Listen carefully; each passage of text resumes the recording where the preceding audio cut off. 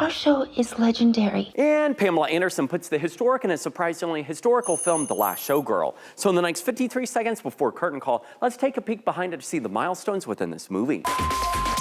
This was such a fantastic, happy accident. This Baywatch star feels this way after almost not landing this highly acclaimed role, even talking about retiring quietly on her farm since she hadn't heard about this role because My ex-agent turned it down. It's life and death. I knew I had to do it. And so did director Gia Coppola, who fought for the thespian to get the screenplay after seeing her Netflix documentary and her Broadway debut, all which seemed to build to the movie. The razzle-dazzle was based off of a real show, The Jubilee. Including the performances, and overall stage production, especially during its final days, all inspiring this story and its characters. They have not left the building in 30 years. They are actual, like, museum pieces. Talk about authenticity. These costumes are from the real Vegas show, some still lined with name tags of actual showgirls. So what's your favorite movie taking place in Sin City? Roll your thoughts in the comments below. But for now, that is a minute. Now, before you dart off to the bright flashing lights of another video, pause and take time for this bonus. Pamela Anderson is getting praised for her acting in this movie like we've never seen her before because, as she puts it, she's bearing her soul. So I got to bring my whole life really into this role. It was such a relief to be able to play something where I could express myself that way. Drawing upon her life experiences, regrets, traumas, aging, and especially glamour. But she also found herself stepping into an unfamiliar territory to bring this part to life. There's a whole choreography when it comes to those costumes. They're like 50 to